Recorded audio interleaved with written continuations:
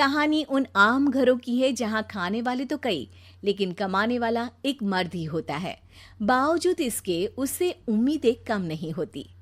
देखिए जी, सामने वाले वर्मा जी कैसी अच्छी तरह से सफाई करते हैं छुट्टी वाले दिन अपने घर की, और एक आप हैं।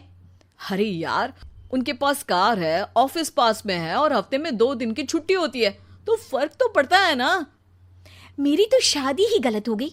अरे कोई मस्त लड़का मिलता, कमाता भी, घुमाता भी, घर के कामों में भी मदद करता, लेकिन नहीं जी, हमारे वाले को तो कमाने से फुर्सत ही नहीं, और कमाई भी ऐसी कि कोई जरूरत पूरी ही नहीं हो रही है। सुनील बेचारा शीना को देखकर सोचता है कि शीना सही कह रही है। देखने में सुंदर है, घर का सारा काम कर लेती है, उसे तो कोई भी अच्छा लड़का मिल सकता था।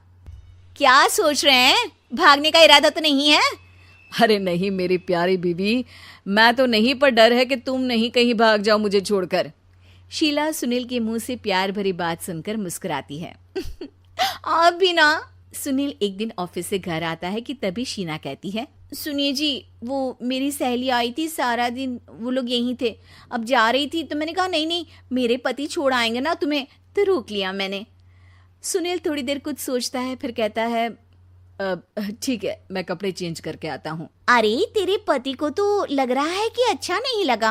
अरे नहीं नहीं, ऐसी कोई बात नहीं है, रुको मैं अभी उन्हें घर के कपड़े देकर आती हूँ।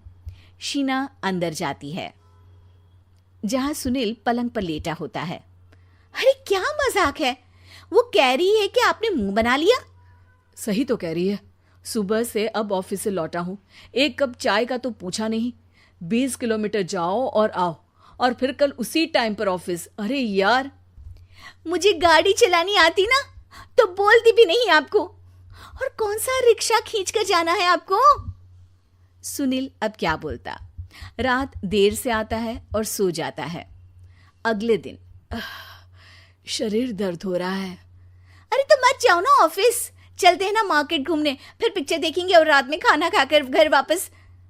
सुनील जब सारे दिन की थकान वाला शेड्यूल सुनता है तो वो सीधे सीधे ऑफिस के लिए तैयार हो जाता है। अब आए दिन शीना की डिमांड बढ़ती ही चली जाती है और सुनील उसको पूरा भी करता। लेकिन एक दिन, ए जी मेरा भाई आ रहा है, उसे 2 लाख रुपए की जरूरत है। हाँ तो मैं क्या करूँ शीना, मेरे पास इतने रुपए नहीं है।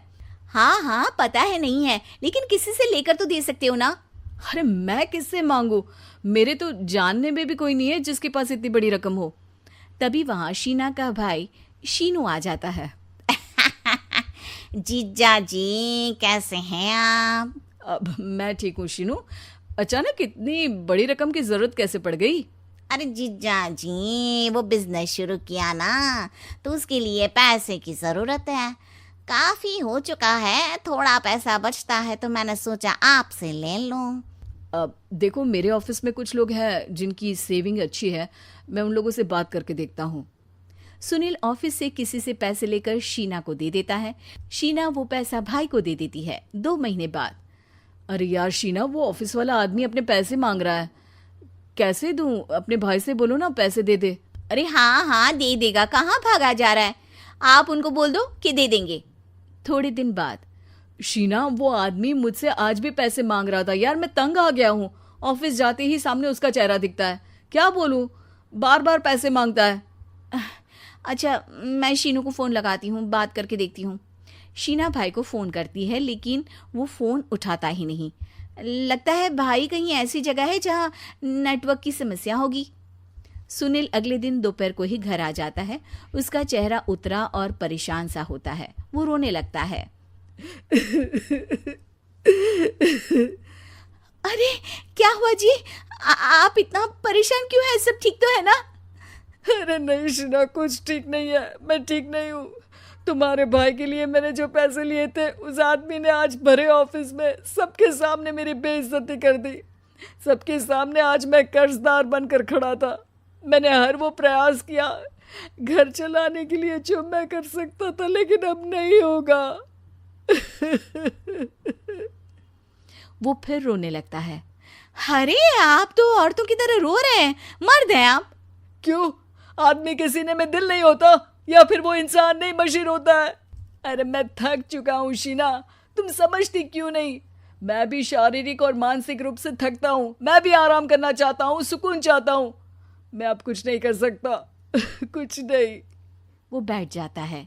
शीना पति को हैरान परेशान देखकर चुप हो जाती है।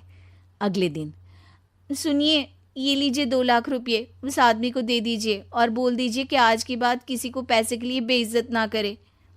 सुनील पैसे देखकर राहत की सांस लेता है। अरे शीना, तुमने तो मेरा बहुत बड़ा काम कर दिया। अब मैं शान से ऑफिस जा सकता हूँ, लेकिन ये पैसे आए कहाँ से? ये पैसे मैंने अपने गहनों को गिरवी रख कर लिया है। तुम ठीक रहो, निश्चिंत रहो, मैं बस यही चाहती हूँ। मुझे माफ करना, पर अब मैं समझ चुकी हूँ कि मर्द को भी दर्द होता है। मॉडल बहू, अगर तुम्हें मुझसे इतनी ही प्रॉब्लम है तो शादी क्यों की? मुझे आपसे नहीं, बस उस फोटो से प्रॉब्लम है जो आपने सोशल मीडिया पर अपलोड किए। अरे इतनी सी बात और इतना ज्यादा ओवर रिएक्ट? ये इतनी सी नहीं, मेरी करियर की बात है। मैं मॉडल हूँ और मेरी इंडस्ट्री में कोई भी एक शादीशुदा मॉडल के साथ काम करना नहीं चाहता।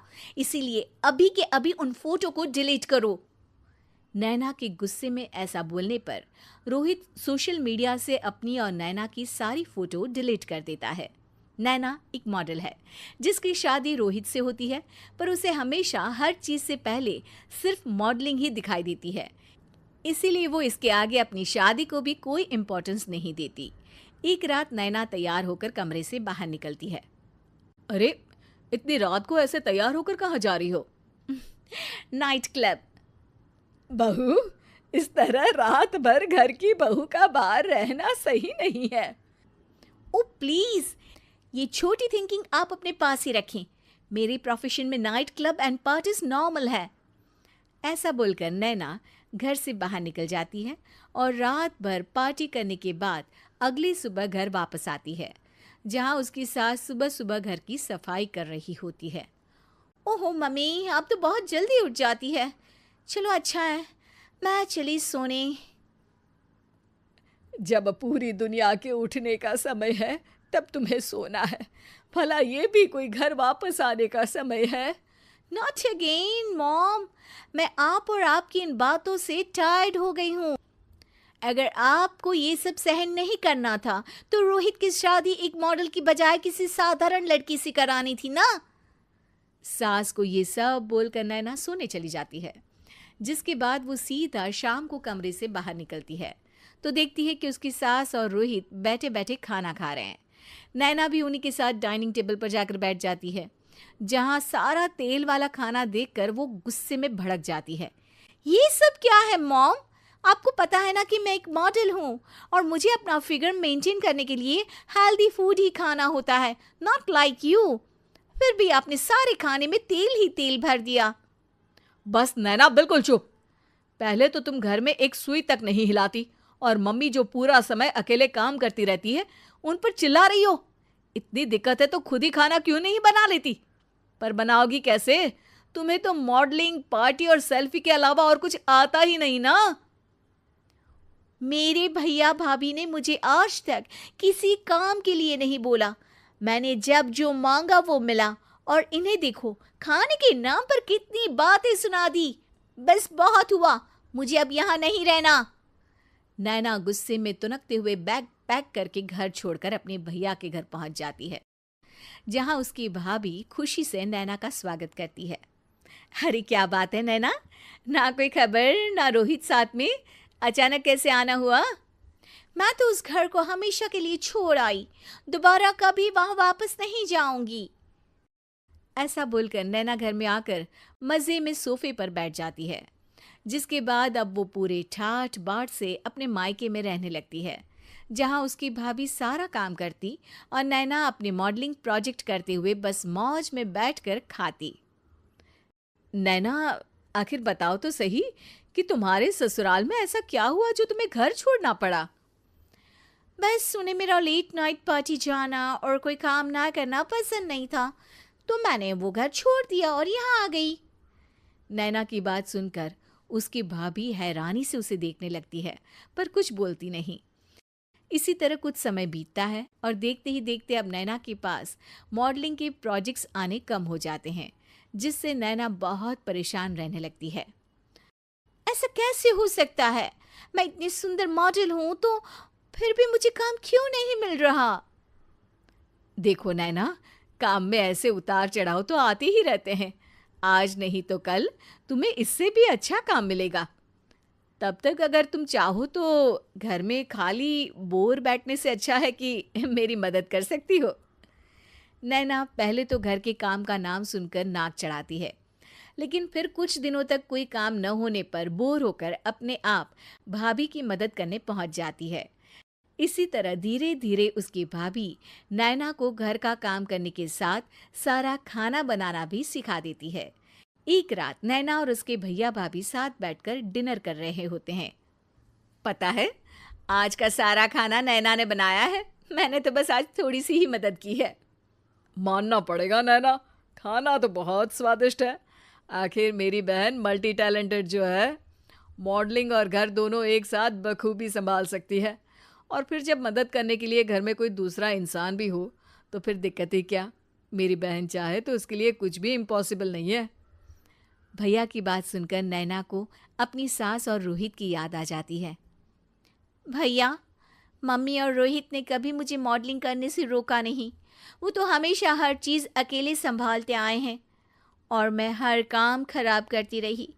मम्मी पूरा घर अकेली संभालती है और मुझसे बस थोड़ी मदद की उम्मीद करती है, पर उसकी जगह मैं उन्हें उल्टा बोलती रही। गलती मेरी है भैया, मुझे अपने ससुराल वापस जाना चाहिए। जानकर खुशी हुई बहना कि अब मेरी छोटी सी बहन समझदार भी हो गई है। इसके बाद नैना अपने ससुराल वापस आकर रोहित और अपनी सास से माफ़ी मांगती है और बाद में खुशी खुशी अपना मॉडलिंग और घर संभालते हुए ससुराल में रहने लगती है।